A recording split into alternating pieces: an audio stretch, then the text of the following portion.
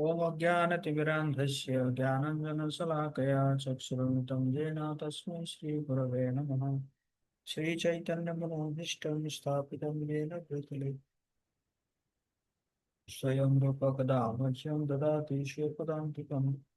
वन्देऽहं श्रीगुरो श्रीयुतपदकमलं श्रीगुरुं वैष्णवांश श्रीरूपं साग्रजातं सगणरघुनाथान्वितं तं सजीवम् साद्वैतं सावधूतं परिजनसहितं कृष्ण चैतन्य देवम श्री राधा कृष्ण पादां च गणललिता श्री विशाखां हे कृष्ण करुणा सिंधु दीनबंधु जगतपते गोपेश गोपिका कांत राधा कांत नमस्तुते तप्त कांचन गौरांगी राधे वृंदावनेश्वरी वृषभानुसुते देवी प्रणमामि हरिप्रिये वाञ्छाकल्पतरुभ्यश्च कृपा सिन्धुभ्येव च पतितानां पावनेभ्यो वैष्णवेभ्यो नमो नमः।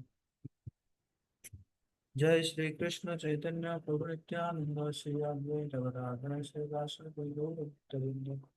हरे कृष्णा कृष्णा कृष्णा हरे हरे हरे राम राम राम हरे हरे।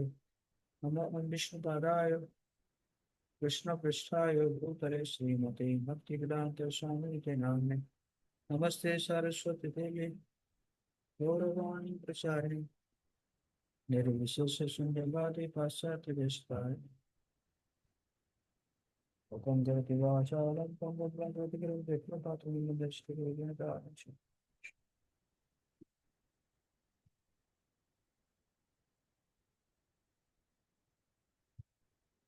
हरे कृष्णा। आप सभी का बहुत बहुत स्वागत है। आज हम नेक्टर ऑफ डिवोशन का 9th चैप्टर पढ़ेंगे, 9वां अध्याय पढ़ेंगे। आप सबको मेरी आवाज आ रही? आवाज क्लियर है? यस और नो?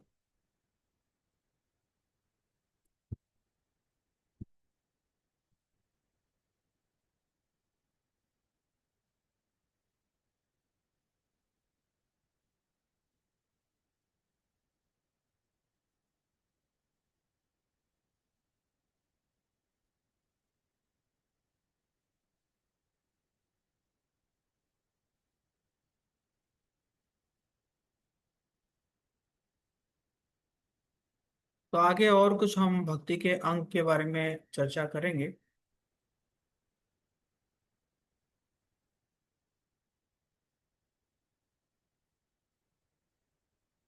तो इसमें जो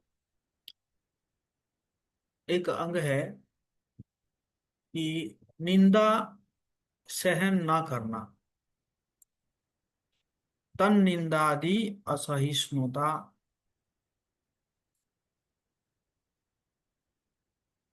इसमें कह रहे हैं श्रीमद् भागवतम 10.74.40 का संदर्भ है।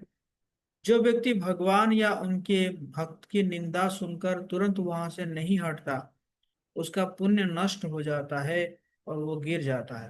अर्थात भक्तों का या भगवान जी का जो निंदा है, उसको हमें नहीं सुनना चाहिए। तो वैष्णव का व्यवहार कैसा रहता है? एक वैष्णव अत्यंत सहनशील और विनम्र होता है। वो अपने व्यक्तिगत अपमान को सह सकता है, लेकिन जब बात कृष्ण या उनके भक्तों के सम्मान की आती है तो वो किसी भी प्रकार का अपमान सहन नहीं करता। श्री चैतन्य महाप्रभु का उदाहरण, यद्यपि महाप्रभु अति विनम्र थे, लेकिन जब उन्हें यह पता चला कि श्री नित्यानंद प्रभु के शरीर को जगाई और माधव ने चोट पहुंचाई है, तो वे क्रोधित होकर उन्हें दंड देने के लिए दौड़ पड़े। तो आप सबको ये लीला पता होगा कि कि कैसे जो जगाई माधाई जो है वो आ, बहुत बड़े दो पापी व्यक्ति थे।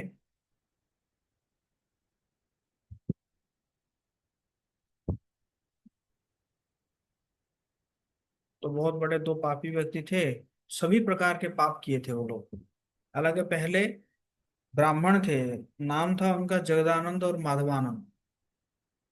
पहले ब्राह्मण कुल में जन्म हुए थे, लेकिन बाद में असत्संग के कारण सभी प्रकार के पाप कर्म कर रहे थे। मतलब ऐसा कोई पाप था नहीं जिसको वो लोग नहीं किए हों।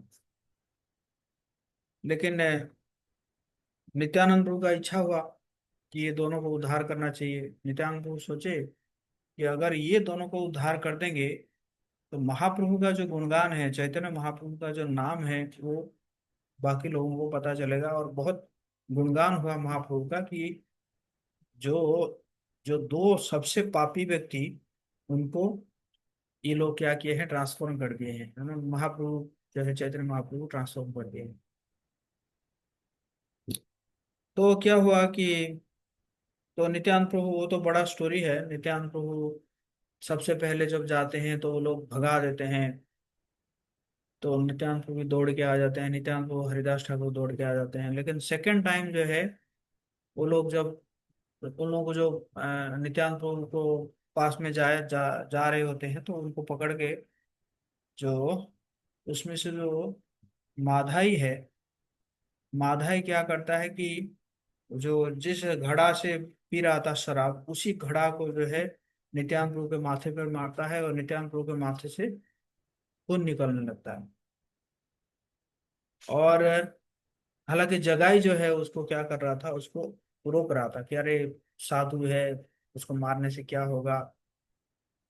तो लेकिन जब महाप्रभु को पता चला तो महाप्रभु जो है तुरंत क्रोधित होकर आ गए। जबकि महाप्रभु का अवतार जो है वो कि क्या अवतार है, नमो महावदान्याय, बहुत ही मतलब उदार अवतार है महाप्रभु का। लेकिन महाप्रभु आके क्या किए, सुदर्शन चक्र को पुकार लिए माधाई को काटने के लिए। तो फिर नित्यानंद प्रभु क्षमा मांगे, और फिर दोनों अपने अपराध के लिए क्षमा मांगे, और दोनों जो है उसी दिन से सभी प्रकार के पाप कर्म को छोड़ दिए, है ना। तो यहाँ पे बेसिकली कहा जा रहा है कि महाप्रभु हालांकि इतने उदार थे, लेकिन उन्होंने क्या किए कि इसको बहुत मतलब स्ट्रिक्टली चीजों को लिए, है ना।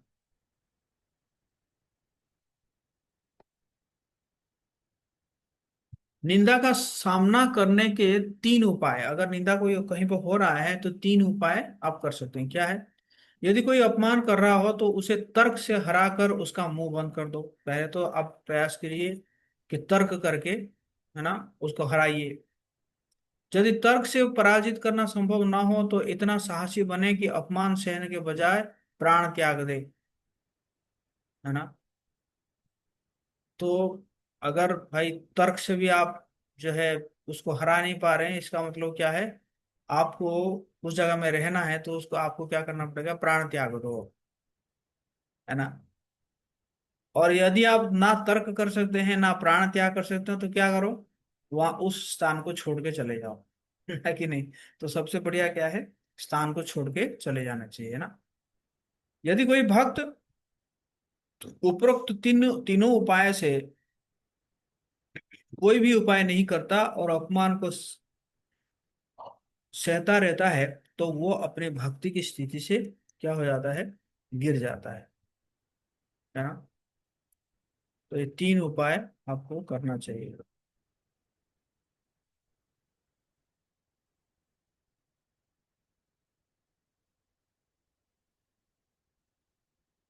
ठीक है, समझ में आया? कुछ कुछ पूछना है आप लोगों को? Is it clear? यस और नो?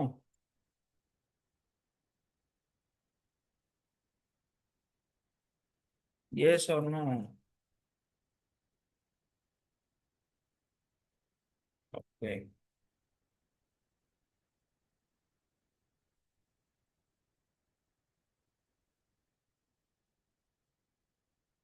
ओके, तो ये पहला हो गया। दूसरा क्या है कि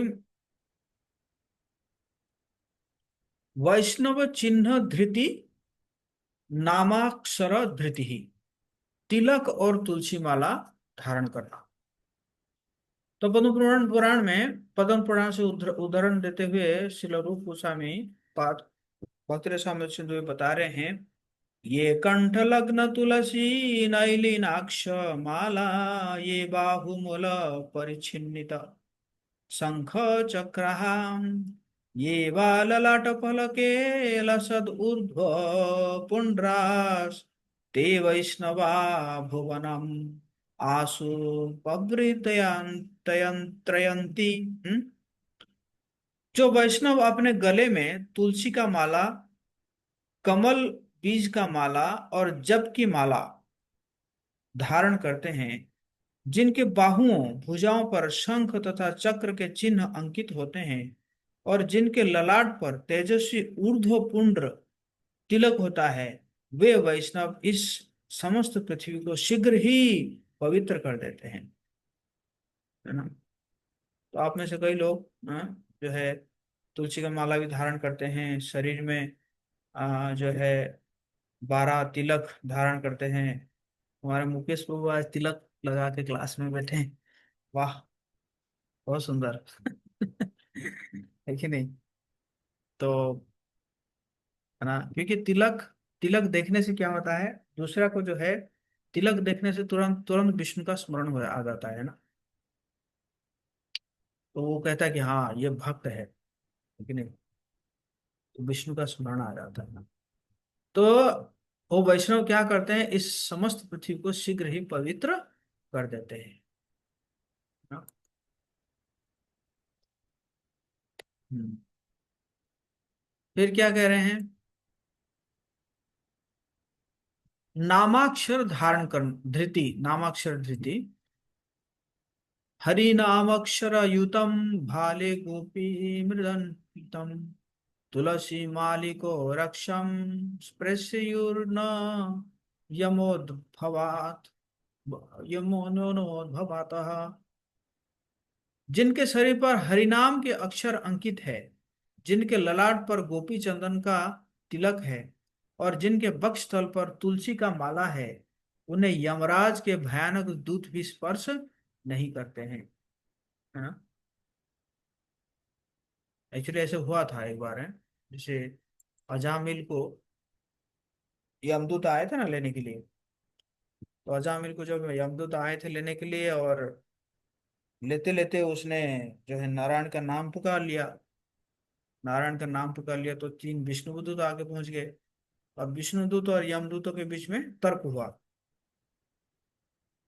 यमदूत कह रहे थे कि ये सबसे बड़ा अधर्मी व्यक्ति है, जो कि अपने सती पत्नी को अ, भगा दिया है, अपने माता पिता को भगा दिया है, वेश्या के गर्भ से जो है पुत्र संतान उत्पन्न किया है।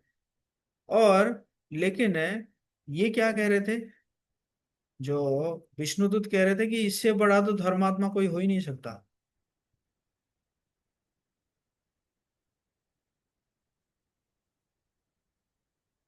है ना। इससे बड़ा तो धर्मात्मा कोई हो ही नहीं सकता। तो इसी प्रकार, और फिर जब यमदूतों को विष्णुदूत भगा दिए, तो यमदूत गए यमराज जी के पास, बोले कि देखिए आज तो हमारी पिटाई हो जाती, है ना, और आप तो हमें भेज दिए अजामिल को लाने के लिए। अजामिल इतना बड़ा पापी था, लेकिन ये पता नहीं कौन 3 लोग आगे आके हमें भगा दिए, वो तो पिटाई कर देते हम अगर नहीं आते तो।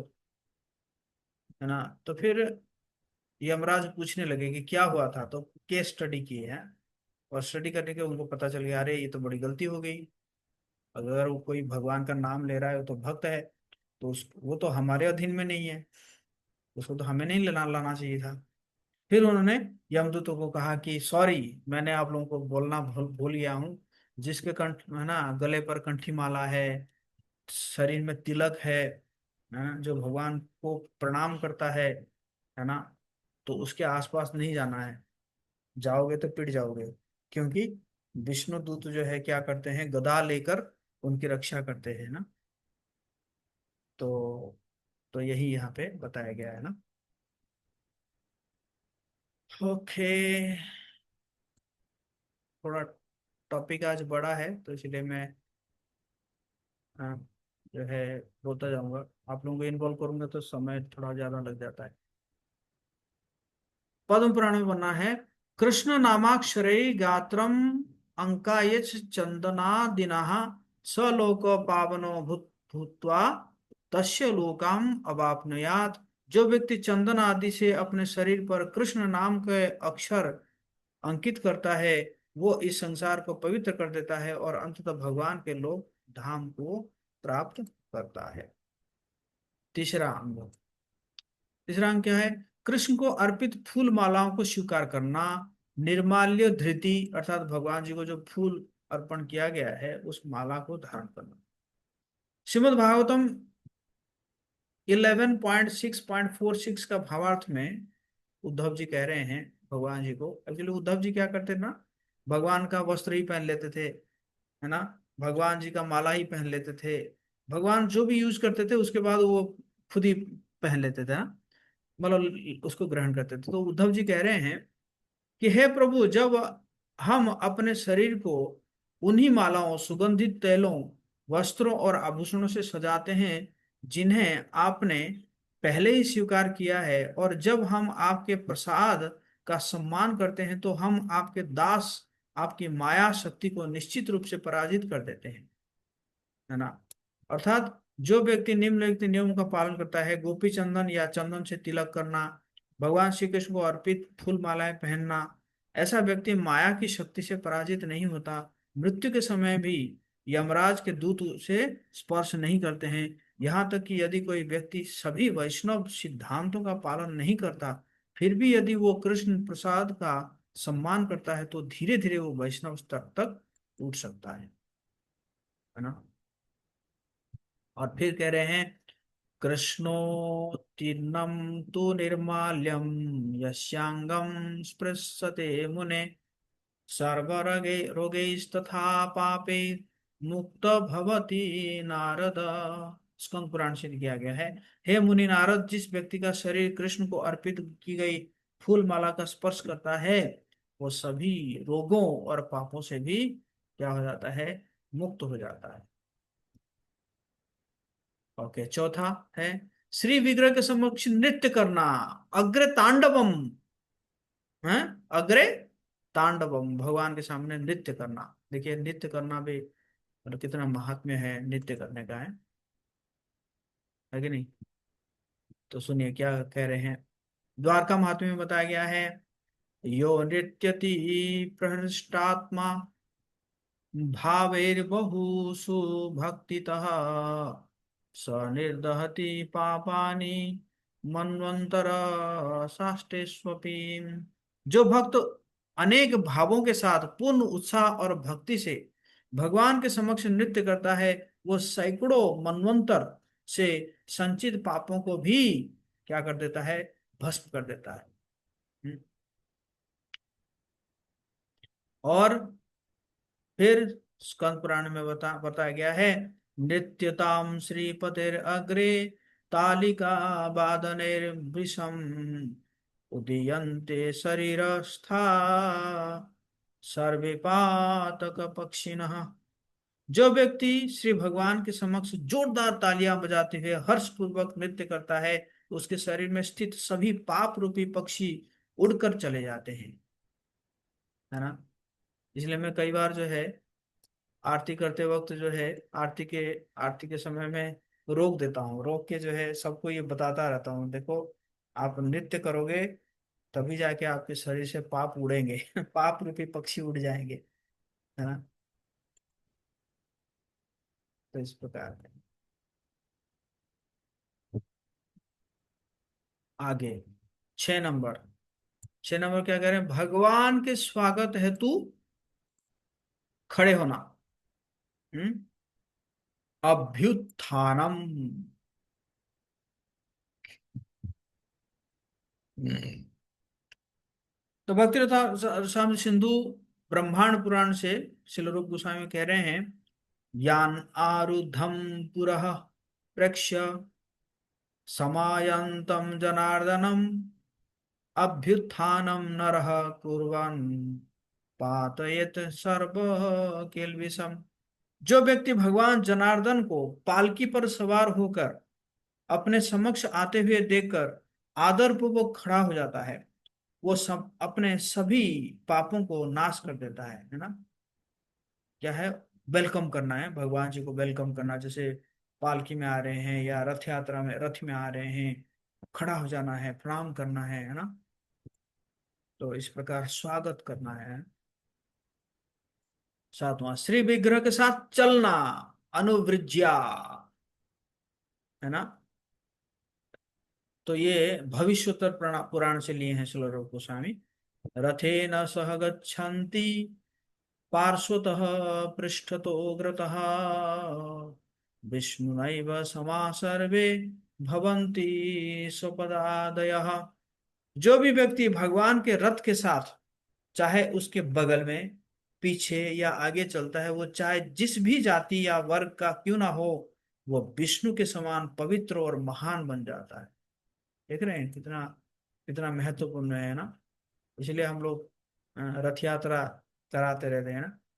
तो लोग चलते रहते हैं, रथ यात्रा में चलते रहते हैं, लेकिन भक्त लोग तो चलते हैं, और जो अभक्त लोग वो भी आ जाते हैं, वो भी चलते रहते हैं, है ना। रथ खींचते हैं। कुछ कुछ लोग तो बस रस्सी छूने के लिए, बस रस्सी छू दी है वो हो गया उनका, है ना। जो भी हो,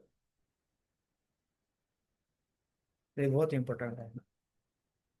इसलिए मतलब मेरा तो आइडिया है कि हर महीना एक एक रथ यात्रा होना चाहिए। कि नहीं?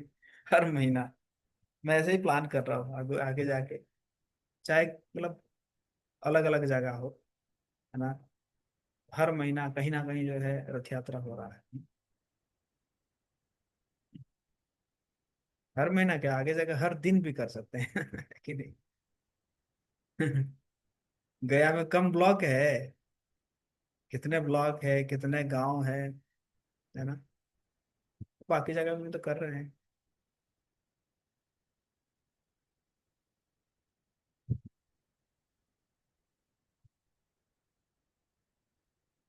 ओके, 8 नंबर क्या है? विष्णु मंदिर अथवा तीर्थ स्थलों की यात्रा करना। स्थाने गति ही, है ना। भक्त स्वामी सिंधु 1.2.132, स्थानम तीर्थम गृहम चास्य तत्र तीर्थे गतिर्यथा। भगवान के स्थानों में, स्थान शब्द से तात्पर्य तीर्थ, मंदिर या उनका निवास स्थान होता है, गृह होता है। सबसे पहले तीर्थ में जाने की महिमा का वर्णन किया जाता है। संसार मरुकंटार निस्तार कर्ण कर्ण शमौ श्लाघ्यौ तव एव चरणौ यौ हरेस्तेथ गामिनौ। एक अन्य पुराण में कहा गया है, भगवान के तीर्थ में जाने वाले दोनों चरण प्रशंसनीय है, क्योंकि वे व्यक्ति को संसार रूपी भयानक मरुस्थल को पार करने में सक्षम बनाते हैं। तो इसलिए तीर्थ स्थानों में जाना चाहिए हमें। तीर्थ स्थानों में जैसे जगन्नाथपुरी है, मायापुर है, वृंदावन है ना। तो ये सब जगह में जाना चाहिए। हम्म। द्वारका है, अयोध्या है ना, ये सब जगह में जाना चाहिए। अभी मैं जो है साउथ इंडिया गया था। साउथ इंडिया में कई कई जगह में मैं गया, और साथ सभी जगह जो है तीर्थ स्थान था। मतलब कुछ ना कुछ भगवान की लीलाएं हैं, हुआ है। इसीलिए वो सब मंदिर, पुराने पुराने मंदिर सब बने हुए हैं। भगवान जो है ना, कोई ना कोई भगवान, मतलब बेसिकली जितना था ना, सब जगह में भक्त के लिए भगवान प्रकट हुए हैं। एक फलाना भक्त था तो उसके लिए भगवान प्रकट हो गए, है ना। उडुपी में तो भगवान उल्टा हो गए, है ना। एक कनक दास करके एक है ना, मतलब नीच जाति का भक्त था, और वो उसको तो सामने दर्शन नहीं मिल रहा था, तो पीछे जाके रोता रहता था भगवान को। तो भगवान एक दिन सहन नहीं कर पाए, उल्टा हो गए। है ना। इसलिए अभी वही उल्टा ही दिख रहा है, मतलब भगवान जी को तो आप दरवाजा से नहीं देख सकते, एक विंडो में नो नो वो है, छेद है। तो नो छेद में आपको देखना पड़ेगा, वो पीछे से दिख रहे हैं भगवान, है ना। तो ये सब तीर्थ स्थान में जाना चाहिए, इसी प्रकार यहाँ पे कहा जा रहा है ना।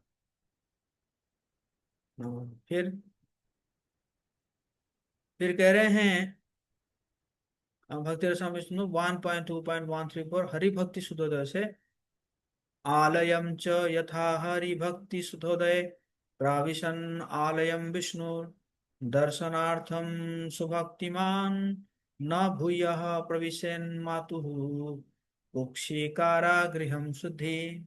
जो भक्ति पूर्वक भगवान विष्णु के मंदिर में भगवान के दर्शन हेतु प्रवेश करता है, वो बुद्धिमान व्यक्ति फिर कभी अपनी माता के गर्भ रूपी कारागार में प्रवेश नहीं करता है। हरि बोल। है ना।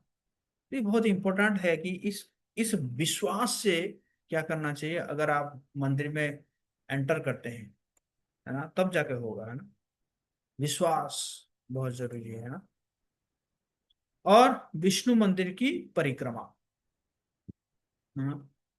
विष्णु मंदिर की परिक्रमा, भक्ति रसायन सिंधु 1.2.135 विष्णु प्रदक्षिणे कुर्वन् यस्तत्रावर्तते पुनः तदेवावर्तनं तस्य पुनर्नावर्तते भवे।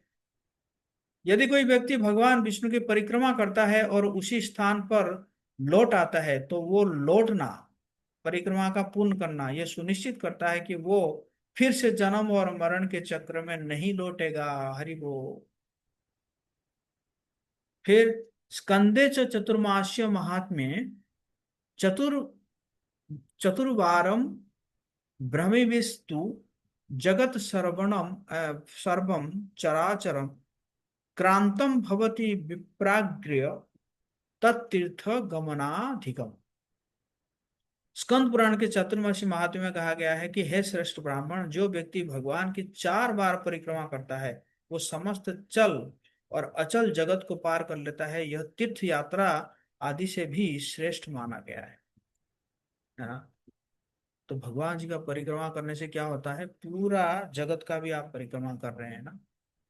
फिर आपको जो है जन्म मृत्यु जरा व्याधि की परिक्रमा नहीं करना पड़ेगा,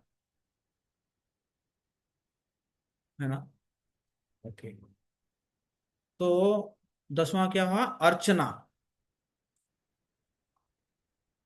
भक्ति स्वामी सिंधु 1.2.137 शुद्धि न्यासादि पूर्वांग कर्म निर्वाह पूर्वकम अर्चनम तुपचारणम श्यान्मंत्रेणोपपादनम। विग्रह की पूजा का अर्थ है भूत शुद्धि और न्यास आदि प्रारंभिक विधियों के पश्चात विधिवत रूप से मंत्रों के साथ विभिन्न उपचारों को अर्पित करना। भगवान के चरण कमलों की भक्ति ही स्वर्ग में, मोक्ष में, पाताल लोक में, पृथ्वी पर प्राप्त होने वाली सभी सिद्धियों को का मूल कारण है। फिर कह रहे हैं श्री विष्णु और अर्चनम ये तु प्रकुर्वन्ति नरा भुवि ते यान्ति शाश्वतम विष्णु आनंदम परमम पदम। जो मनुष्य पृथ्वी पर श्री विष्णु की अर्चना करते हैं वे भगवान विष्णु के नित्य और परमानंदमय परम धाम को प्राप्त करते हैं, है ना। तो ये अर्चना। फिर ये आया क्या, परिचर्या, भगवान की सेवा करना, है ना? भगवान की सेवा करना, हाँ? परिचर्या तो सर्वकरणादि परिक्रिया तथा प्रकीर्णक छत्र वादित्रादि रूपासना। भगवान की सेवा का अर्थ है उनको विभिन्न प्रकार की वस्तुओं से सजाना, चावर, छत्र, वाद्य या आदि और यंत्र आदि से उनकी उपासना करना। फिर कह रहे हैं मुहूर्तम वा मुहूर्तार्धम यस्तिष्ठेद हरि मंदिरे सयति सयाति परमं स्थानम किंतु शुश्रूषणे रतः। नारदी पुराण में कहा गया है जो व्यक्ति भगवान के मंदिर में एक मुहूर्त, लगभग 48 मिनट या आधे मुहूर्त तक भी ठहरता है, वो परम धाम को प्राप्त करता है। तो जो व्यक्ति भगवान की सेवा में रत रहता है उनकी महिमा कितनी अधिक होगी, है ना। कह रहे कि, है ना, जो एक मुहूर्त रह जाता है वो क्या हो जाता है, परम धाम को प्राप्त करता है। तो इसी प्रकार आप लोग तो, है ना, मंदिर में कितना समय व्यतीत करते हैं, है कि नहीं। और आप लोगों की कृपा से हम तो मंदिर में ही रह रहे हैं, है कि नहीं। आप लोगों का ब्लेसिंग्स है ना।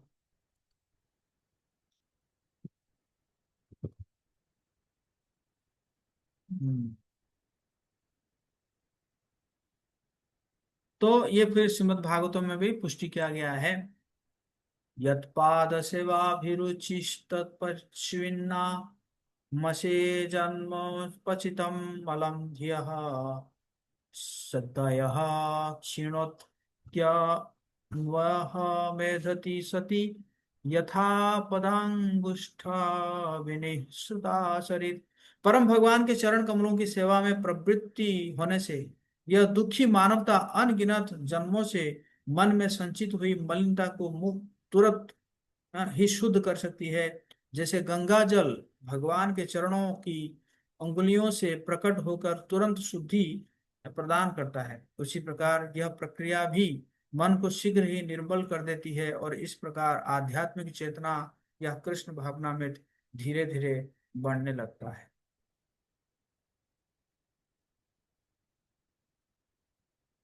इसके बाद क्या है? कीर्तन करना, गीतम है। भक्ति स्वामी सिंधु 1.2.144। ब्राह्मणो वासुदेवाक्षम गायमानो निशं परम हरे सालोक्यम आपनोति रुद्र गानाधिकम भवेत्।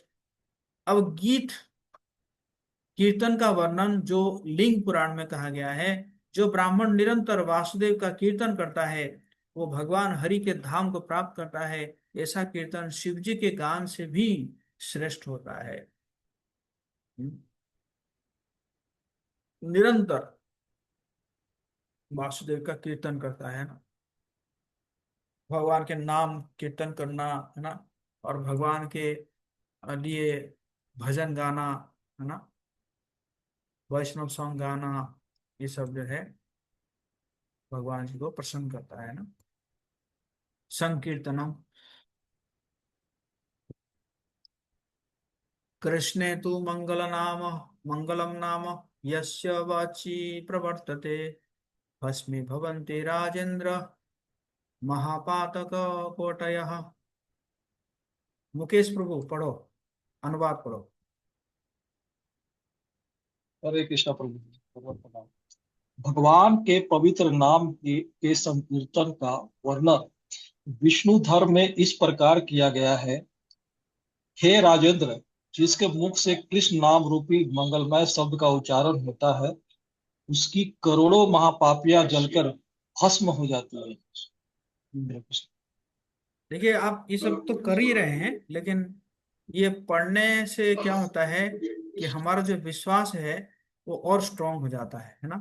मतलब हमारा जो कन्विक्शन है वो और स्ट्रांग हो जाता है कि हाँ, हम जो कर रहे हैं वो सही कर रहे हैं ना। और शास्त्रों में इसके बारे में वर्णन है।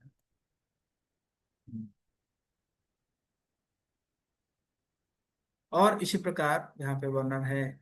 सोहम प्रिय सुहृद परदेव तया लीला कथास्तव नृसिंहम विरिञ्च गीता अंजस्तितर्मयानुगुणान् गुण विप्रमुक्तो दुर्गाणि ते पदयुगाल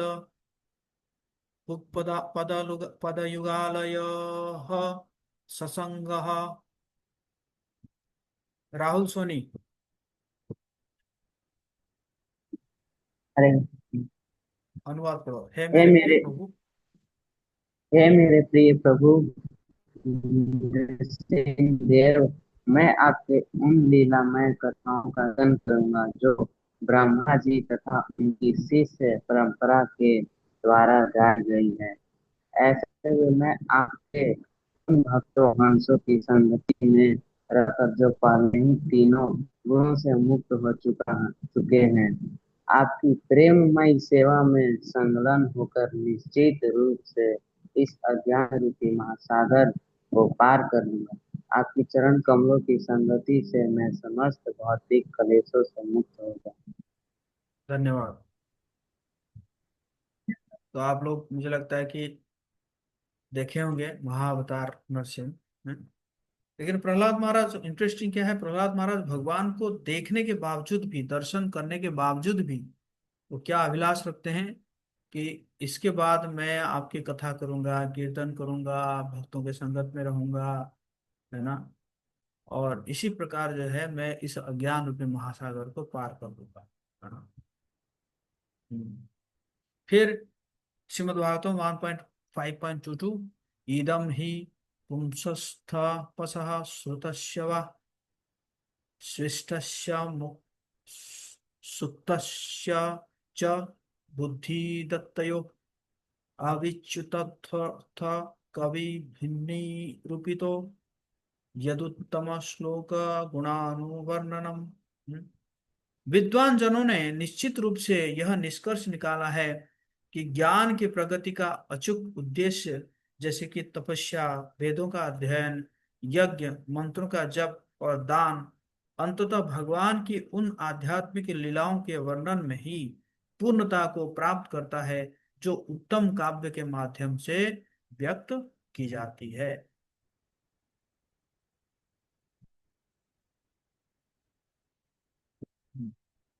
इसके बाद क्या है? जप। जप, है ना, आप सब जप कर रहे हैं ना, तो उसके बारे में है पद्म पुराण से। कृष्णाय नम इत्येष मंत्र सर्वार्थ साधक भक्तानां जपतां भूप स्वर्ग मोक्ष फलप्रदः।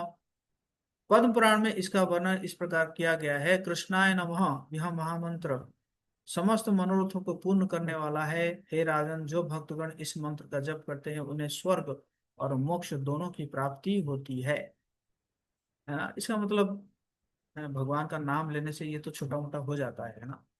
और उसी प्रकार परिसंतरण उपनिषद में वर्णन है कि कैसे ये हरे कृष्णा कृष्ण कृष्ण हरे हरे, हरे राम राम राम हरे हरे, इस कलयुग में इसको जपने से कली कल्मष नाशम, कली का जो सभी कल्मष नाश हो जाता है और भगवान की प्रेमाभक्ति प्राप्त होती है।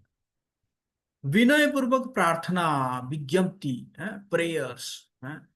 प्रेयर्स कितना इंपॉर्टेंट है ना। तो देखिए प्रेयर्स कितना इंपॉर्टेंट है। भक्ति रसामृत सिंधु 1.2.151 स्कंद पुराण से। हरिमुद्दिश्य यत्किंचित कृतं विज्ञापनं गिरा मोक्षद्वारार्गलां मोक्षांश तेनेव विहितस्तव। स्कंद पुराण में बताया गया है कि जब कोई व्यक्ति भगवान से वाणी द्वारा कोई भी विनती करता है तो वो मोक्ष के द्वार पर लगी हुई अर्गला अर्थात कुंडी या ताला को खोल देता है। विनती करता है वाणी द्वारा है, अर्थात प्रार्थना करता है। तो उसी प्रकार लिखा गया है 1.1.1.2.152 भक्ति समेशन में। संप्रार्थनात्मका दैन्य बोधिका लालसामयी इत्यादिर्विधा धीरे ही कृष्ण विज्ञप्तिरिता। ज्ञानी भक्तों ने कृष्ण के प्रति की गई विज्ञप्ति अर्थात विनती की को अनेक प्रकार से का बताया है। जैसे प्रार्थना करना, अपनी असमर्थता का को स्वीकार करना और तीव्र लालसा व्यक्त करना। तो सबसे पहले क्या है? प्रार्थना करना और फिर अपनी असमर्थता है कि हम कैसे जो है हमारी इंद्रियां अशुद्ध है, हमारे मन जो है संयम नहीं है, हमारी बुद्धि जो है अ, बुद्धि में काम बसा हुआ है। उसी प्रकार असमर्थता बताना और फिर लालसा, है ना, लालसा है कि नहीं। जैसे श्रील नरोत्तम दास ठाकुर गा रहे हैं, हरि हरि कबे मोरे होइबे सुदीन भजिब श्री राधा कृष्ण होया प्रेमाधीन।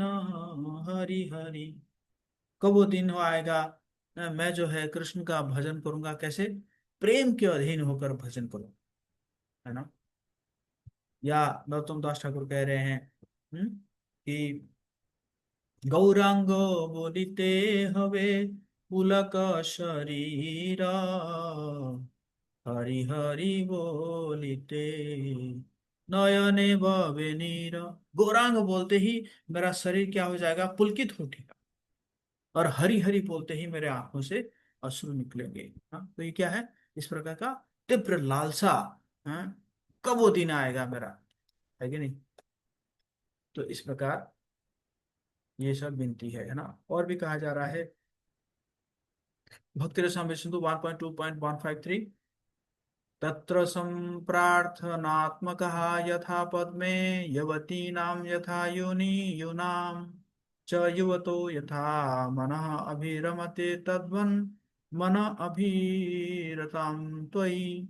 पद्म पुराण में प्रार्थना का वर्णन इस प्रकार है, जिस प्रकार युवा महिलाएं युवकों की ओर आकर्षित होती है और युवा पुरुष युवतियों के प्रति आकर्षित होते हैं, उसी प्रकार मेरा मन भी आपके प्रति आकर्षित हो।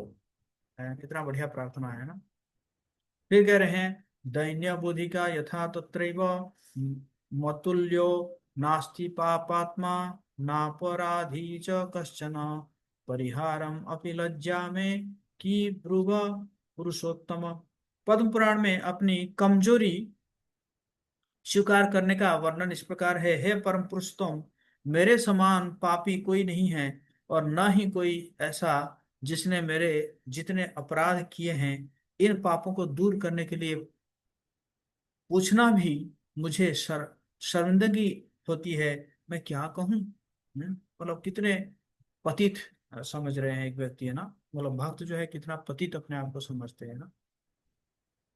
जो जितना पतित मानता है अपने आप को, भगवान उसके ऊपर इतना कृपा करते हैं, है ना। इसलिए हमारे जो वैष्णव है वो अपने आप को इतने पतित कह रहे थे, जैसे नरोत्तम दास ठाकुर कह रहे हैं, मौसम पतित प्रभु नाही त्रिभुवन, मेरे जैसा पतित तो ये त्रिभुवन में कोई नहीं होगा, है कि नहीं। या भक्ति विनोद ठाकुर कह रहे हैं, आमार जीवन सदा पापे रत नाही को पुण्य लेश, मेरा जीवन जो है एकदम सब हमेशा पाप रहता है, पुण्य का एक लेश भी नहीं है। तो इस प्रकार जो है ये विनम्रता जो है क्या करता है, भगवान को प्रसन्न करता है ना।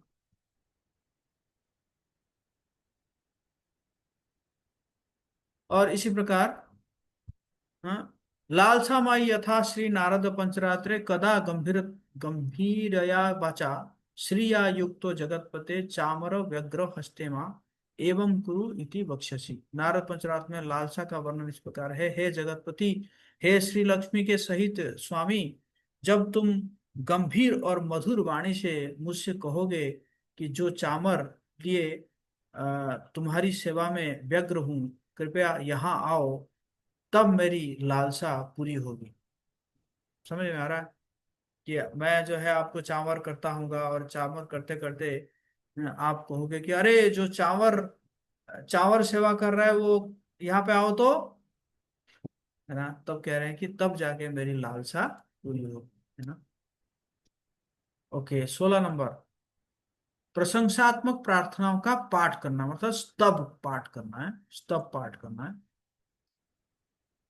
अथस्तव पाठ प्रोक्ता मनीषिभिः गीतस्तव राजादयः स्तवः।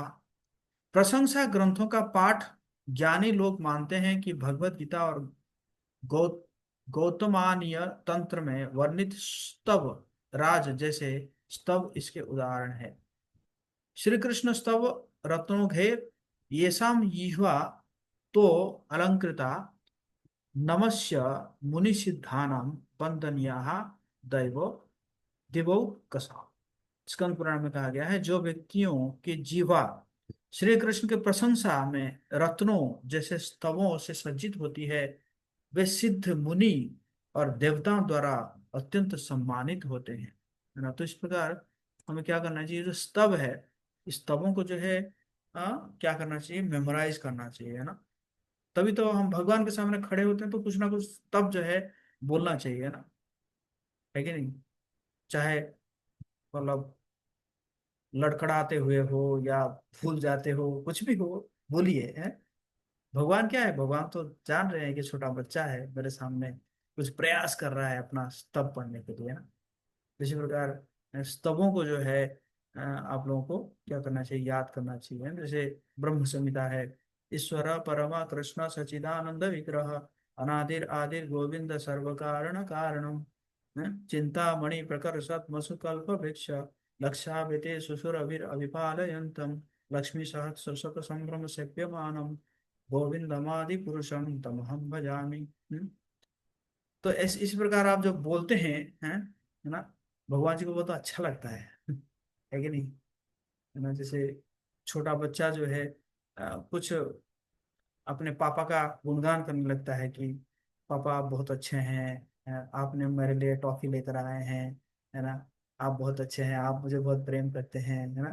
तो पापा को बहुत अच्छा लगता है। तो इसी प्रकार जब आप भगवान के सामने खड़े होके इसी प्रकार स्तुति करने लगते हैं, तो भगवान जी को बहुत अच्छा लगता है। चाहे उसमें मतलब चाहे वो मन से नहीं कह रहे हैं आप, अ, चाहे वो जो उसमें कुछ गलतियां भी हो जाए, इट्स ओके। भगवान भगवान जो है ना, भगवान उसको देख रहे हैं ना, प्रयास तो कर रहा है मेरे लिए, कुछ तो बोलने के लिए प्रयास तो कर रहा है अपना तोतली भाषा में, है कि नहीं। क्या है हम है एक्चुअली है क्या, इतना हम मतलब जो हम जिसको बोलते हैं ना हम, क्या है मतलब इतने इनसिग्निफिकेंट जीव है हम लोग, है ना। थोड़ा बहुत अगर भगवान को हम स्मरण कर लिए वही बहुत बड़ी बात है। हम है क्या भगवान के सामने, भगवान के सृष्टि के सामने हम है ही क्या, है कि नहीं। तो आ, हाँ, ये मैंने पढ़ लिया। भक्ति रसायन विष्णु 1.2.159 नृसिंह पुराण से नृसिंह स्तोत्रै स्तवश्च दर देवाग्रै यः स्तुति मधुसूदनम सर्व पाप विनिर्मुक्तो विष्णुलोक मवाप नुयात। नृसिंह पुराण में कहा गया है, जो कोई अपने देवता, मतलब देवता मतलब भगवान ही है, थोड़ा ट्रांसलेशन में गलत हुआ है, मतलब विग्रह के, अपने विग्रह के समक्ष मधुसूदन की स्तोत्र और स्तवों द्वारा प्रशंसा करता है, वो सभी पापों से मुक्त हो जाता है और विष्णु लोक को प्राप्त होता है।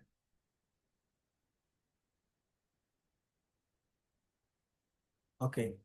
17 नंबर, प्रसाद ग्रहण करना। इसमें तो कोई चूक नहीं होता आप लोगों से लेकिन नहीं, प्रसाद ग्रहण करना, नैवेद्य स्वाद है कि नहीं, ये अंग को हम अच्छे से पालन करते हैं, बहुत अच्छे से पालन करते हैं, ये जो अंग है ना है कि नहीं।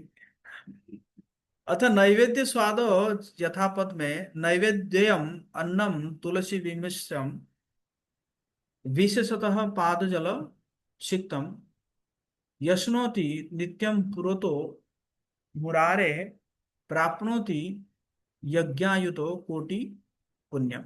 पद्म पुराण में कहा गया है, जो व्यक्ति मुरारी के गर्भगृह के बाहर से तुलसी से मिश्रित भगवान के चरणों के जल से सिक्त भोजन के नैवेद्य का हमेशा सेवन करता है, वो करोड़ों यज्ञों के फलों को प्राप्त कर लेता है प्रसाद पाने से।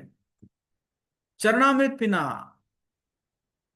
पाद्य स्वाद, भक्ति रसायन सिंधु अथ पाद्य स्वाद यथा तत्रैव न दानम न हविर्यसाम स्वाध्यायो न सुरार्चनम तेपि पादोदकम विद्वा प्रियांति परमान गतिम।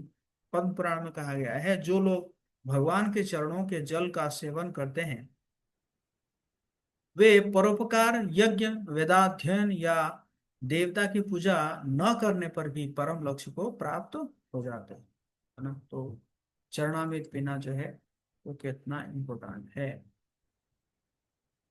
भगवान को अर्पित धूप और फूलों की खुशबू को सूंघना, धूप सौरभ्यम। हरिभक्ति सुधोदय से है, अथ धूप सौरभ्यम यथा हरिभक्ति सुधोदय आघ्राणे यद धारयत दत्त धूप छिष्टस्य सर्वतः तद भाव व्यालदष्टाना नश्यम कर्म विशापहम। अनुवाद, हरिभक्ति सुधोदय में कहा गया है, जो कोई भगवान को अर्पित धूप की खुशबू को सूंघता है, उसके नाक का यह कर्म भौतिक संसार के सांप के काटने से उत्पन्न कर्म के विष को पूरी तरह से नष्ट कर देता है। हम्म? कोई भी बिना कोई अर्पण किए गए किसी संत या मंदिर में भगवान के दर्शन को नहीं जाना चाहिए। मतलब कुछ ना कुछ अर्पण करना चाहिए। अथ माल्य सौरभ्यम यथा तंत्रे प्रविष्ठे नासिकारंध्रे हरे निर्माल्य सौरभे सिद्ध्य विलयम आयति पाप पंजर बंधनम। तंत्र में कहा गया है, जब भगवान की फूल मालाओं की सुगंध नाक के छिद्रों में प्रवेश करती है तो पापों के बंधन तुरंत नष्ट हो जाते हैं। ओके। श्री मूर्ति का स्पर्श करना, श्री मूर्ति स्पर्शनम, है ना। अथ स्त्री मूर्ति स्पर्शनम यथा विष्णु धर्मांतरे पृष्ट्वा विष्णुरधिष्ठानम पवित्र श्रद्धया मृत पाप बंधेर विनिर्मुक्त सर्वान कामान अवाप्नुयात्। विष्णु धर्मोत्तर में कहा गया है, जो श्रद्धायुक्त और शुद्ध चित्त व्यक्ति भगवान विष्णु की मूर्ति का स्पर्श करता है वो पाप के बंधनों से मुक्त हो जाता है और सभी इच्छित फल प्राप्त करता है। तो है ना, भगवान के विग्रह को स्पर्श करना भी बहुत कितना इम्पोर्टेंट है ना। श्रीमूर्ति का दर्शन करना, श्री मूर्ते दर्शनम। अथ श्री मूर्ते दर्शनम यथा वरा है, ये वराह पुराण से है। वृंदावन तु गोविंदम ये पश्यन्ति वसुंधरे न ते यमपुरम यान्ति यान्ति पुण्य कृताम गतिम। वराह पुराण में कहा गया है, हे वसुंधरा, जो लोग वृंदावन में श्री गोविंद देव के दर्शन करते हैं वे यमपुरी को नहीं जाते हैं बल्कि पुण्यात्माओं की परम गति शुद्ध भक्ति को प्राप्त कर लेते हैं। आरती और उत्सव का दर्शन करना, श्री मूर्ते दर्शनम। आप में से कोई पढ़ना चाहेगा तो हैंड रेज कर सकते हैं। अब तो लगभग एंड होने वाला है।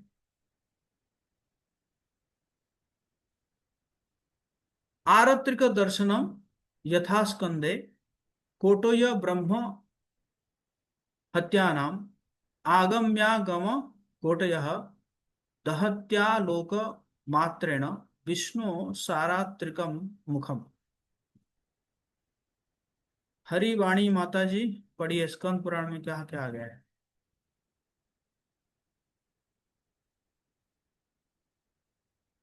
जल्दी।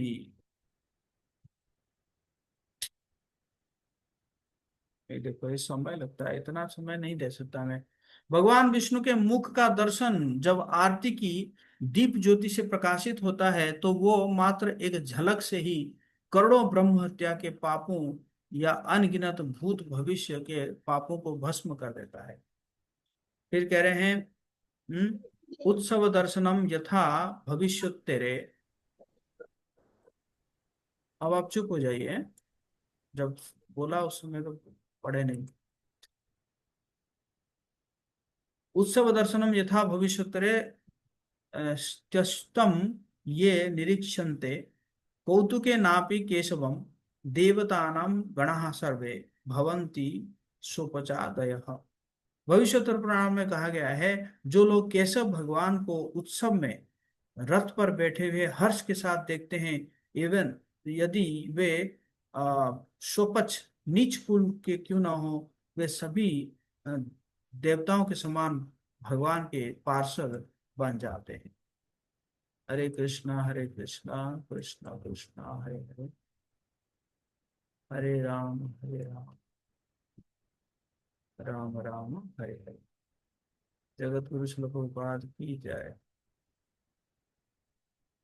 किसी का कोई प्रश्न है आप में से?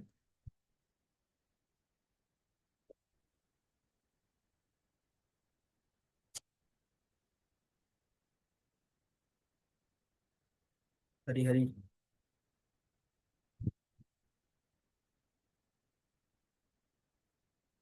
यस साक्षी। हरे कृष्णा प्रभु जी। धन्यवाद प्रणाम। प्रभु जी, हमें प्रार्थना करने के लिए तो कहा गया है, लेकिन हमें भगवान के सामने किस तरह का प्रार्थना करना चाहिए? कभी कभी तो हम भगवान के सामने मटेरियल चीजों के लिए भी रो देते हैं जाकर। कुछ नहीं करना है। जो जो पहले जो महाजन और ये नो गतसपन था, जो महाजन जो है जैसे प्रार्थना करे हैं उसी को बस रिपीट कीजिए, है ना। है कि नहीं। कृष्ण जैसे कुंती माता प्रार्थना कर रही है, कृष्णाय वासुदेवाय देवकी नंदनाय च नंद गोप कुमाराय गोविंदाय नमो नमो। नमो पंकज नाभाय नमो पंकज मालिने नमो पंकज नेत्राय नमस्ते पंकजांघ्रे। तो एक्चुअली देखा जाए प्रार्थना का, तीन स्टेज होता है। एक में क्या करते हैं, पहले गुणगान किया जाता है भगवान जी का, ना भगवान जी का कुछ गुणगान किया जाता है, जैसे मैंने कहा है। तो ये क्या है, भगवान जी का गुणगान हो रहा है। दूसरे स्टेज में क्या है कि हम अपने स्थिति को बताएंगे कि हम कितने दुखी है। है ना। हम आपको प्राप्त करना चाहते हैं, लेकिन देखिए ना हमारा मन कंट्रोल नहीं है, हमारे इंद्रियां संयम नहीं है ना। है कि नहीं। हमारा बुद्धि दूषित है कि नहीं। तो जी। ये इसके ऊपर भी जो है हमारे वैष्णव जो है भजन लिखे हैं, है ना। है ना। जैसे मन जे पागल मोर ना माने शासन सदा चेतन विषय रहे छे घोर गोपीनाथ। हे गोपीनाथ, मेरा मन पागल है कि नहीं। और ना माने शासन, मतलब जितना भी मैं शासन करता हूँ इसके ऊपर, पर वो मानता ही नहीं है। ना माने शासन, सदा अचेतन अचेतन रहता है और हमेशा विषयी चीजों के पीछे रहता है। तो इसी प्रकार ये भी प्रार्थना मतलब अपना दुखमय स्थिति को बता है। और तीसरे में क्या है, फिर हेल्प मांग सकते हैं, आप मुझे सहायता कीजिए, है ना। नियत चरण स्थान मांगे पामर कांदिया कांदिया करो है करुणा दान गोपीनाथ। आप क्या कीजिए, मुझे अपने चरणों में स्थान दीजिए। हम्म? मांगे पामर कांदिया कांदिया, मैं रो रो के यही मांग रहा हूँ, कृपा कीजिए मेरे ऊपर, है। तो तीन स्टेज हुआ, पहला हुआ गुणगान करना भगवान जी का, दूसरा है अपने दुखमय स्थिति को बताना, और तीसरे में क्या करना है, हेल्प मांगना, सहायता मांगना। तो ये होता है प्रार्थना। इज इट जी ओके। प्रभु जी, थैंक यू। यस प्रभु जी। और कोई प्रश्न है किसी का।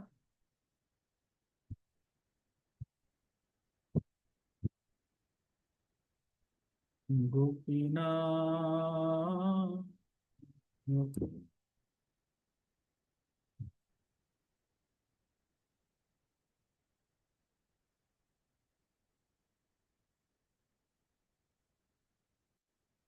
ओके, आप ये सब फीडबैक फॉर्म भर लीजिएगा। तो मैं यहीं पे विराम देता हूँ। और टॉपिक बड़ा है और मेरे पास अभी थोड़ा समय कम है। जन्माष्टमी फेस्टिवल है और कई सारे चीज़ें हैं, तो इसलिए मैं प्रयास कर रहा हूँ। और मतलब स्लाइड तो बना रहा हूँ, बट इतना अट्रैक्टिव स्लाइड नहीं बना पा रहा हूँ, समय नहीं होता है ना। अगले वीक में भी मेरे लिए चैलेंजेस रहेगा। एक मेरा भक्ति वैभव कोर्स चल रहा है, तो जैसे जैसे होगा फिर मैं आपको प्रयास करूंगा। हरे कृष्णा, जगत विष्णु प्रभुपाद की जय। आप सब भक्तवृंद की जय। लेक्चर को बार बार सुन सकते हैं आप लोग, और नोट्स मेरे साथ शेयर कर सकते हैं। हरि बोल।